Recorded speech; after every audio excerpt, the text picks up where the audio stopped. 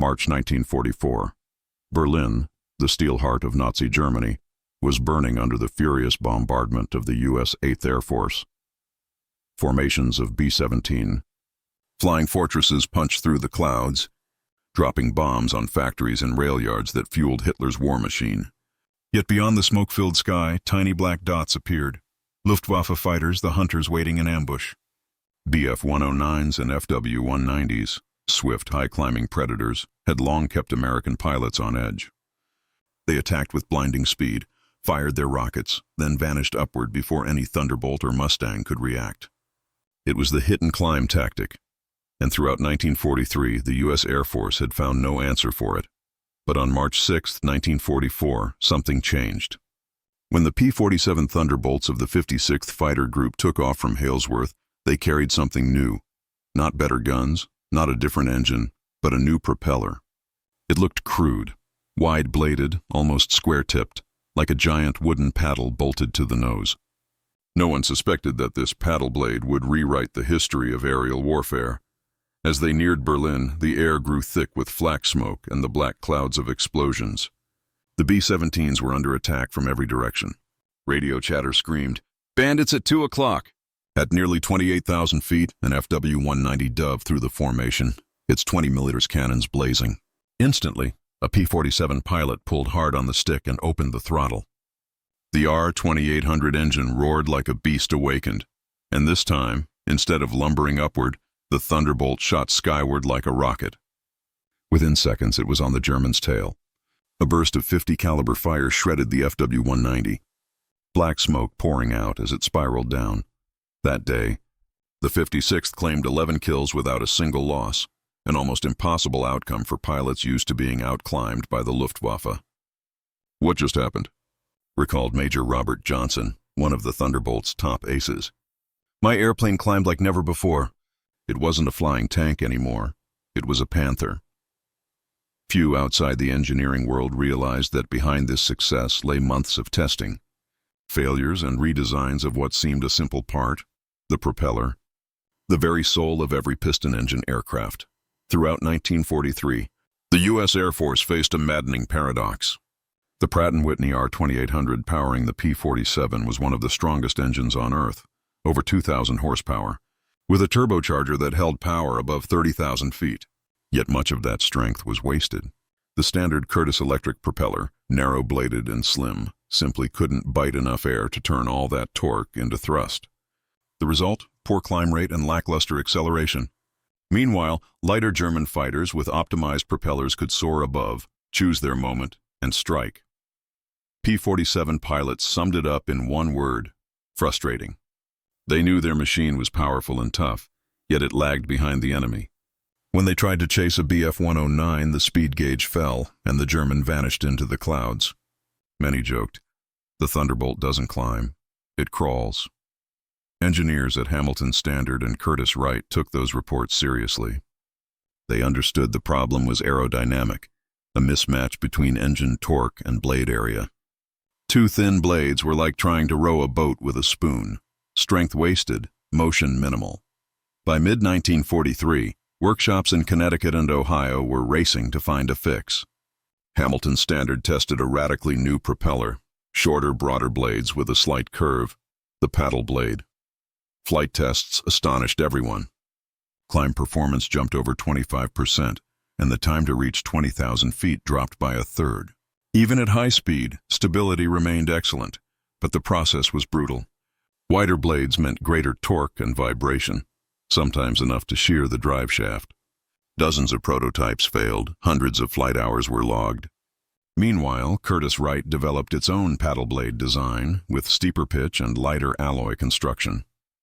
In the end, the U.S. Air Force approved both versions. They couldn't afford to wait. Each P-47 plant installed whichever prop matched its production line. Within 9 months, over 13,000 Thunderbolts had been fitted or retrofitted with paddle blades, one of the fastest technical overhauls in aviation history. When they reached combat units in Europe, pilots reacted with disbelief. "It's like someone took the chains off the beast," said Ace Francis Gabreski. "Now I can climb with the Fu-190 and then dive back down to kill it." By early March 1944, the effect was undeniable. The Thunderbolt was no longer just a bomber escort. It had become a predator. It could hold 470 MEP, sustain power without over-revving, and fight on equal terms. In the dogfights over Berlin, American pilots did what they'd never done before: attack upward and seize altitude. For the first time, the Luftwaffe had lost control of the sky. That March 6th battle, the first Berlin raid with paddle-blade P-47s, marked the start of a revolution. A seemingly minor engineering tweak had reshaped the strategic balance. No new airframe, no radical tactics, just a smarter propeller design that turned the Thunderbolt from a flying tank into a high-speed killer. To those who flew it, the change was unforgettable. They said when they pulled the Thunderbolt into a climb, the engine's note deepened, fuller, freer, as if the machine had finally been set free from its limits. And over the smoky skies of Berlin, amid flak bursts and falling bombs, the Germans realized something chilling. Their enemy had evolved. A surviving Luftwaffe pilot later recalled in his memoir, "We couldn't understand it. Those big P-47s, they never used to climb with us. Now they were on our tails." There was nowhere left to hide. From that seemingly humble innovation, a new propeller, the air war of World War II entered a new chapter. The paddle-blade propeller not only helped the Thunderbolt triumph in its first battle over Berlin, but ushered in an era where technology, more than courage, decided who ruled the skies. Summer 1943. The skies over Europe blazed every day with pillars of black smoke. The U.S. 8th Air Force had expanded its strategic bombing campaign, but the losses were becoming unbearable. Waves of B-17s and B-24s droned toward Ruhr, Hamburg, and Regensburg, only to be torn apart by the Luftwaffe's wolf packs. Their escorts, the P-47 Thunderbolts, were limited by short range and poor climb rate, leaving the bomber crews almost alone over enemy territory. Every mission into Germany was a roll of the dice, life or death. At 8th Air Force Headquarters, in England, the reports poured in. Thunderbolts cannot maintain formation at 25,000 feet. Many aircraft fail to reach intercept speed when attacked from above. One pilot wrote in his diary, "We have the guns, but we can't catch the enemy long enough to use them." The technical officers knew exactly where the problem lay. The P-47 was a masterpiece of engineering, a fortress of steel with the mighty Pratt & Whitney R2800 double wasp engine and a sophisticated turbocharger system. But when all that power came together, it was like a weightlifter wearing ice skates, strong but clumsy. The culprit was the standard 12-2 Curtiss electric propeller, narrow-bladed, sharp-tipped, optimized for cruising speed rather than climb. Above 20,000 feet, the thin air meant those slender blades couldn't bite enough air to convert all the engine's torque into thrust. Even with the throttle wide open and the engine screaming at 2,700 RPM, the P-47 crawled upward at only 2,300 feet per minute, far too slow to chase an FW-190 or BF-109. Worse, at high altitude the old propeller suffered cavitation, air pockets forming around the blades, destroying efficiency. Some pilots reported violent shaking, as if the whole nose was coming apart. The problem was so bad that many had to throttle back in combat, handing the advantage to the enemy. Meanwhile, Germany was pushing ahead with its own upgrades. New Daimler-Benz DB605 and BMW 801 engines with two-stage superchargers, boosting climb rate by nearly 40% over earlier models. Without an immediate fix, America risked losing air superiority over Europe. In this crisis, the U.S. Army Air Forces summoned the top engineers from Curtiss-Wright and Hamilton Standard, the two titans of propeller design. In August 1943, they gathered in Washington, D.C. for a tense 10-hour meeting. The tables were covered with performance charts, airflow models, and slow-motion film showing the turbulent vortices spinning off propeller tips. Major General Benjamin Kelsey, representing the Air Force, was blunt. "We don't need a new airplane. We need to turn the Thunderbolt into something the Germans can't escape." Thus began a quiet industrial race.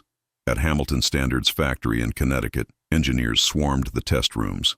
They redesigned the entire airflow system around the P-47's nose. One team proposed a bold idea: make the blades almost twice as wide, a paddle design with a broad surface and steep pitch, nearly rectangular in shape. In theory, wider blades would slice through more air, harnessing engine torque more effectively, like a larger oar propelling a boat faster. But it came with serious risks: greater drag, higher torsional stress, and the danger of resonance vibrations tearing the propeller shaft apart. To test it, Hamilton built full-scale models and ran them in a wind tunnel at 450 miles. They fitted vibration sensors and filmed every blade movement with high-speed cameras. Early trials were disastrous. One oversized blade snapped the drive shaft at 2,500 RPM. Another caused such intense shaking that the bearing cap shattered. But after dozens of iterations, the team discovered a golden ratio: blades 18% wider, 6 inches shorter, with a 42-degree pitch and rounded tips. Strong, stable, and astonishingly efficient. Meanwhile, in Columbus, Ohio, Curtiss-Wright refused to be outdone. They developed their own paddle blade with gently curved tips to reduce turbulence. Their key innovation was using 75ST aluminum alloy, ultralight yet strong, making the new propeller only 2% heavier than the old one. The rivalry became a symbol of American industry at war, fierce competition driving a shared goal: maximum performance for combat pilots. When both prototypes were ready, the U.S. Air Force ordered flight tests on a P-47 D4. Test pilot Edmund L. Morgan recorded, "At 30,000 feet the plane climbs like a rocket. Time to 20,000 feet dropped from 8 minutes to 5.5. It feels like there's another engine pushing from behind." The results stunned everyone. A simple propeller swap had boosted climb performance by nearly 30%, something unprecedented in aviation history. But design was only half the battle. Production was the real challenge. America was already running its factories around the clock. Hamilton and Curtiss were producing hundreds of propeller types for B-24s, B-25s, P-40s, and P-51s. How could they switch to a new model without disrupting the entire supply chain? The answer lay in America's industrial coordination. The War Department granted the paddle blade project top priority for materials and labor. Within 3 weeks, assembly lines were retooled, thousands of workers retrained, and every blade was ultrasonically inspected for cracks, because at 3,000 RPM, a single flaw could destroy an aircraft. By December 1943, the first P-47s fitted with Hamilton Standard 24E50 and Curtiss Electric C542S A114 paddle blade propellers arrived in England. Ground crews were astonished. The new blades were massive, nearly covering half the nose. One mechanic joked, "Looks like a factory fan bolted to an airplane." But when the engines roared to life, the sound was deeper, heavier, the prop wash strong enough to blow open tool chests nearby. At Halesworth Airfield, pilots of the 56th Fighter Group were the first to try them. From the moment they pushed the throttles forward, they could feel it. The Thunderbolt accelerated faster, climbed harder, responded sharper. During early training flights, every pilot noticed the difference. Pilot Gerald "Jerry" Johnson recalled, "Before, when you pulled back on the stick, the plane slowed and seemed to hang there. Now it just surges upward, smooth and powerful, like it's been set free." Reports flooded back to Washington. The Air Force realized they had found the golden key to air superiority. Within 3 months, every P-47 factory in America converted to the paddle blade. Even frontline units were ordered to swap propellers in the field, sometimes overnight. By early 1944, Europe's skies witnessed a transformation. The once heavy Thunderbolt, mocked as a flying tank, now leapt skyward like lightning. Top speed climbed to 470 mph. Service ceiling rose by 4,000 feet, and climb rate nearly doubled. German pilots were stunned to see their old foes keeping pace, or worse, gaining on them. This industrial revolution, born from something as simple as a propeller, proved what the Americans had always believed. Their greatest weapon was not just power, but the ability to innovate, produce, and deploy faster than anyone else. And as snow blanketed Europe, in the roaring factories of the United States, thousands of new paddle blade propellers were being crated and shipped to the front, ready to reshape the air war of 1944. Winter 1943 settled over England, cold, gray, and unforgiving. On the muddy runways of the U.S. 8th Air Force, rows of P-47 Thunderbolts stood silent under a sky of low clouds. The North Atlantic wind bit through leather jackets, but inside the hangars, the air was alive with heat and purpose, because something new was being born. Massive wooden crates arrived on military trucks, each labeled with just 2 lines: Hamilton Standard Propeller Division, paddle type, handle with care. When the engineers pried open the lids, they finally saw what for months had existed only in blueprints and test reports: the paddle blade propeller. It was enormous, broader, heavier, its squared tips and steep angles giving it a powerful, almost menacing look. Even before being mounted, everyone could feel it. This was different. One mechanic whispered, "Looks like a weapon made for giants." That night, technicians of the 56th Fighter Group worked without rest. One by one, the old Curtiss electric props came off, replaced by the new Hamilton blades. Each weighed almost 40 pounds more, forcing careful recalibration of the aircraft's nose balance. No one complained. They knew this might be the only thing keeping their pilots alive over Germany. At dawn, 7:30 a.m., the first modified P-47 rolled onto the fog-covered runway. The test pilot, Major Charles "Chuck" Roberts, a veteran of dozens of missions, adjusted his leather cap, buckled in, and joked to the crew, "If I don't come back, tell Hamilton it flew fine, right before it blew up." The R-2800 engine fired with a deep, thunderous growl, a new, heavier tone. The hangar trembled as the first revolution shook the air. Loose papers and toolboxes scattered under the backwash. Roberts pushed the throttle forward. The Thunderbolt roared, sped down the runway, and lifted off in seconds. At 10,000 feet, he pulled back hard on the stick. Normally, the plane would lose speed and stall halfway up. Not this time. The Thunderbolt kept climbing, the airspeed needle steady. Roberts shouted into the radio, "It climbs like the devil!" When he landed, he said just one line to the engineering crew.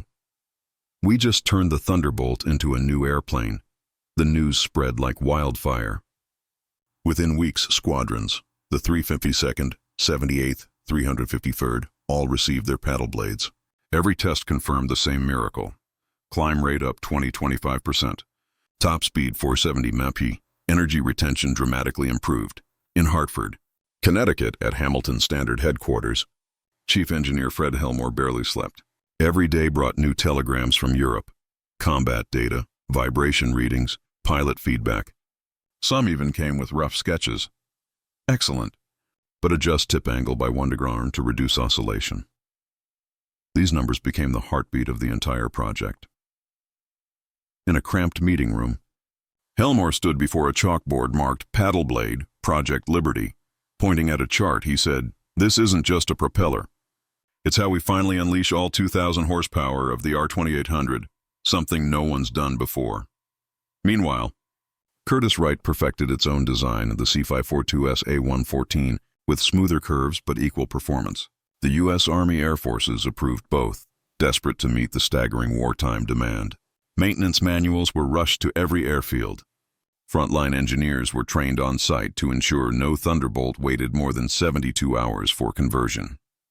By January 1944, not a single P-47 in England still used the old propeller. The transformation was breathtaking.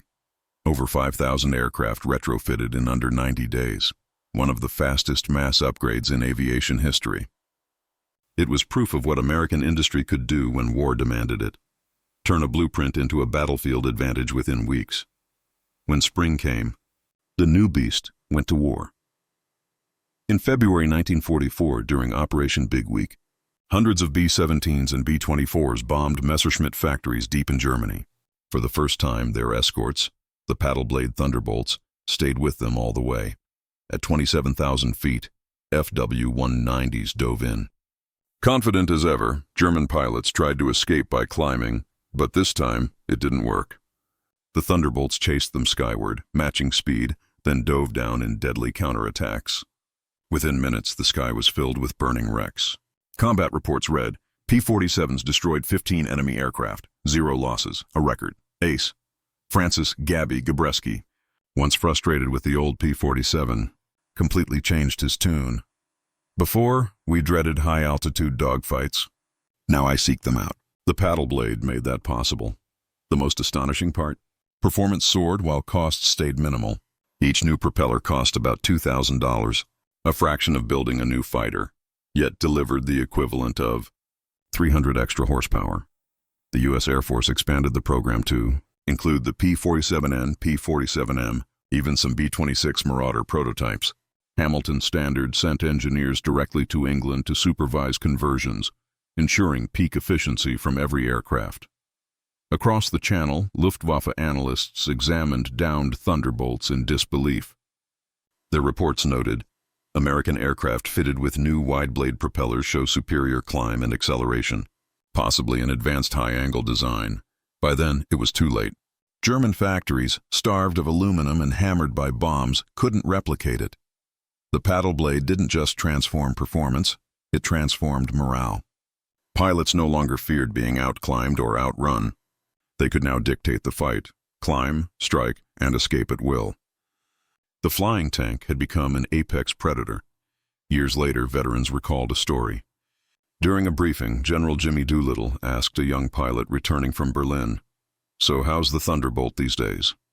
The pilot grinned and said, "Sir, it's not a Thunderbolt anymore. It's real thunder." By March 1944, every P-47 in the 8th and 9th Air Forces carried paddle blades. Combat kill ratios climbed by 40%, and new aces emerged in mere weeks. From a technical perspective, the paddle blade was a masterpiece of simplicity, a perfect balance of aerodynamics and practicality. It wasn't born from grand reinvention, but from deep understanding, the power of fixing exactly the right flaw. Over Europe, the P-47 Thunderbolt finally lived up to its name, a true juggernaut of the skies. And it all began with one small change, a broad, paddle-shaped propeller spinning in the frozen air of winter 1944. Spring 1944, the skies over Europe blazed with a new kind of fire, the fire of airborne counterattack. After years of heavy losses to German fighters, the U.S. Army Air Forces finally held the weapon that would change the balance of the air war. The P-47 Thunderbolt with the paddle blade propeller. The first squadrons of the 56th Fighter Group took off from Halesworth in the early mist. The roar of their R-2800 engines thundered across the valleys, each wave of sound rolling like distant artillery. Pilots affectionately called their new mount the Jug, huge, ungainly, but terrifyingly strong. Anyone who had flown the old Thunderbolt could feel the difference the moment they advanced the throttle. Acceleration nearly doubled. The climb was smooth, and that familiar drag past 25,000 feet was gone. February 20th, 1944, Operation Big Week began. A vast armada of B-17 Flying Fortresses and B-24 Liberators lifted off to bomb the Reich's fighter plane factories deep inside Germany. The Thunderbolt's mission, to guard them through 800 kilometers of hostile sky. High above, the air was clear and icy. Near Leipzig, radar crackled. FW-190s and Bf-109s incoming. A year earlier, this would have spelled disaster. Dozens of bombers and escorts shot down before they could even turn back. But this time, the Thunderbolts did not evade. The Robert S. Johnson, who had nearly been killed in 1943, later recalled, "We climbed higher. Higher still, and for the first time, I watched the FW-190 shrink in my gun sight, not the other way around. When I squeezed the trigger, the whole Jug shuddered, and fire erupted from his tail. In less than 10 minutes, Johnson's squadron destroyed 7 FW-190s without a single loss. The message spread across the airfields. The new Thunderbolt could now climb and fight on equal terms with anything the Luftwaffe had, from Berlin to Bremen. From the Ruhr to Hamburg, the German sky was no longer theirs. American pilots entered dogfights they once avoided. "The Thunderbolt's a hunter now," said Ace Gabreski. "We're not just escorting, we're hunting." Through March and April, the numbers were staggering. The 56th Group logged over 100 aerial victories in just 3 weeks. New aces emerged in under a month. Pilots joked, one paddle blade's worth half a medal. At Boxted, the 353rd Fighter Group flew escort on the Berlin raids. 6 hours in the air, through frost and heavy cloud. When the FW-190s struck, they tried their old trick, climb, dive, and escape. But now the Thunderbolts followed even in the dive, their energy retention unmatched. At 30,000 feet, Captain George Bostwick shot down 2 in one pass and another on the way back over the North Sea. That day's report read, Thunderbolt operated at 33,000 feet. No signs of stall or power loss. Pilots conclude this is the most significant tactical improvement since the start of the war. For Germany, the true shock was how fast their enemy had evolved. In barely 3 months, a plane once mocked as slow, heavy, and clumsy had become a terror of the skies. Luftwaffe pilots gave it a new nickname, Der dicke Donner, the Fat Thunder. Their own reports admitted, the Americans' new propeller gives them climb rates beyond our present tactical capability. In desperation, Hitler ordered the deployment of the FW-190D and Me-262 jet, but there were too few, and the factories producing them were being destroyed by the very Thunderbolts they were meant to stop. A bitter irony. Every bomb that fell on a German plant delayed the next German fighter. By June 1944, the Thunderbolt had become the shield of D-Day. In the days leading up to the Normandy landings, thousands of jugs struck German rail lines, bridges, and airfields. With their paddle blades, they carried heavier bomb loads, took off from shorter strips, and climbed to altitude 30% faster. On the morning of June 6, 1944, as the invasion fleet approached the French coast, hundreds of Thunderbolts swarmed above Normandy. They crushed every Luftwaffe attempt to intervene. A soldier on the beach later said, "When you heard that roar, you knew the sky was ours." The P-47 was no longer just a fighter, it was a full-spectrum ground attack weapon. Its 850 caliber machine guns shredded tank columns. Bombs and rockets devastated supply routes.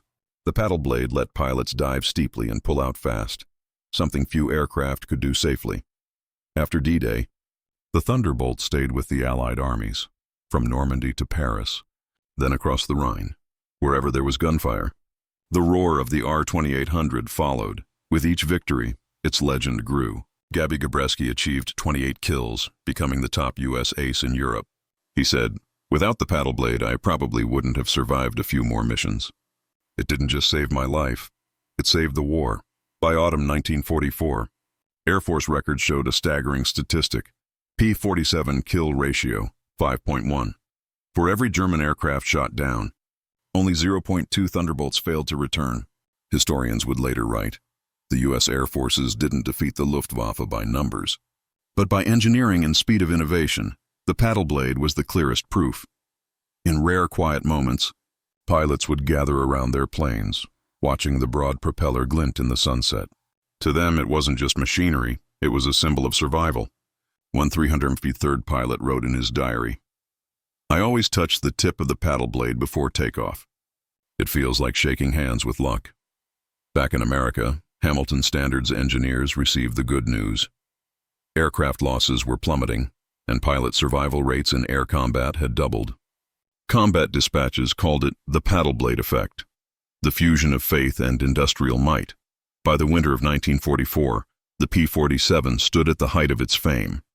Though the longer-range P-51 Mustang would soon take over escort duties, on the ground the Thunderbolt remained king. From the Ardennes to Bastogne, it bombed, rocketed, and crushed everything in the Wehrmacht's path. A German soldier who survived one attack said, "When you heard that twin-engine thunder, instinct took over. You ran." There was nowhere to hide from the Thunderbolt. The paddle blade propeller, once a simple engineering tweak, had triggered one of the greatest aerial turnarounds of World War II. It transformed a heavy fighter into a flexible, unstoppable war machine. Over Berlin 1944, as massive bomber formations pierced the winter clouds, P-47s with paddle-shaped propellers streaked ahead, flashing silver in the sunlight. They weren't just escorting. They were declaring that the sky now belonged to America. Spring 1945. The skies over Europe had changed. No more the wail of air raid sirens. No more black contrails streaking across the German sky. In their place drifted silent formations of Thunderbolts, Mustangs, and Lightnings, symbols of a victory already won. Berlin lay buried in ash.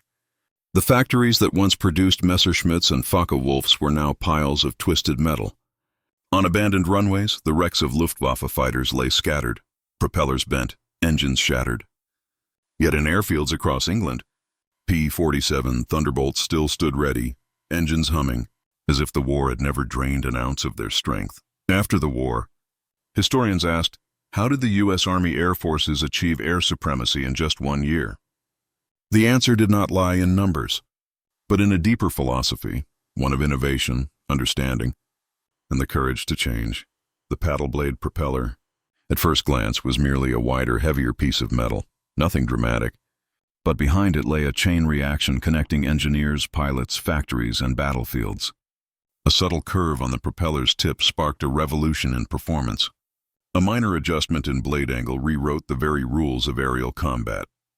In a world of massive wartime projects consuming billions, victory often hinged on a detail so small it could fit in the palm of a hand. The paddle blade was proof of that truth. In 1943, the Thunderbolt was mocked as a slow giant, the gas guzzler of Europe. Pilots preferred the Mustang, sleeker, lighter, easier to fly. But by 1944, everything had changed. By simply altering the way its blades bit into the wind, the P-47 had become a completely different machine.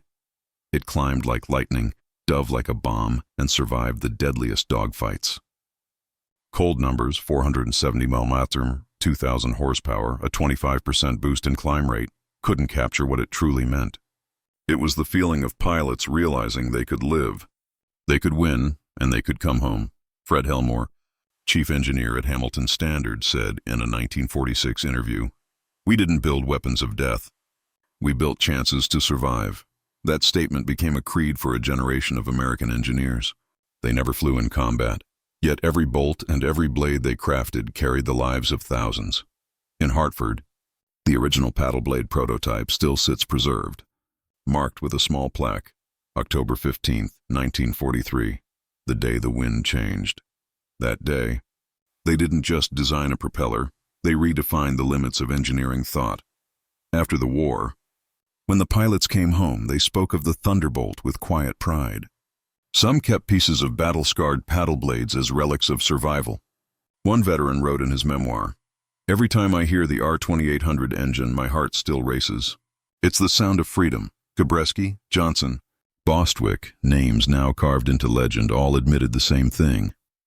Without the paddle blade, their victories might never have happened. To them, that innovation was more than mechanics. It was faith. Faith that Americans could learn, adapt, and win through ingenuity. They called it the American way to fight.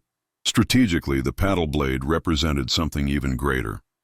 It proved that America's strength lay in its ability to link science to industry, ideas to action. When a problem arose on a European battlefield, within weeks thousands of new parts rolled off U.S. assembly lines, shipped across the Atlantic by freighter and transport plane. No other nation could match that. The partnership between Curtiss-Wright, Republic, Hamilton Standard, and the U.S. Army Air Forces built the fastest wartime supply chain in history, 90 days from drawing board to dogfight. It wasn't just production speed. It was the speed of thought, and that legacy didn't end with World War II. The lessons of the paddle blade flowed into jet turbine design, the P-51H's propellers, commercial airliners, and the massive blades of C-130 transports. Every generation of American aerospace engineers learned the Thunderbolt lesson. A small change can shift the course of global strategy. In the jet age, the paddle blade vanished, but its philosophy endured. Never underestimate the ordinary. Today, in aviation museums at Duxford, Dayton, and the Smithsonian, the P-47 Thunderbolt still stands in silent glory, its silver skin gleaming under soft light. Its paddle blade propeller remains polished, as if waiting to rise once more into the clouds. Many visitors pass by without notice. But those who know history understand. Before them stands one of the simplest and greatest innovations of the Second World War. Without it, thousands of pilots might never have returned, and the skies over Berlin in 1944 might have told a different story. In August 1945, as the last Thunderbolts landed, their pilots stepped down, removed their helmets, and laid a hand on the paddle blade in farewell. None of them thought that a piece of metal had changed history. But history remembers, not in loud proclamations, but in the silence of victory. A single propeller, a small improvement, and the weight of an entire civilization behind it. It didn't just push an airplane forward, it pushed humanity itself. The story of the paddle blade is the story of humankind, that amid fire and chaos, intellect remains our greatest weapon, that small innovations can save millions, and that sometimes, to change history, All it takes is one turn of a blade.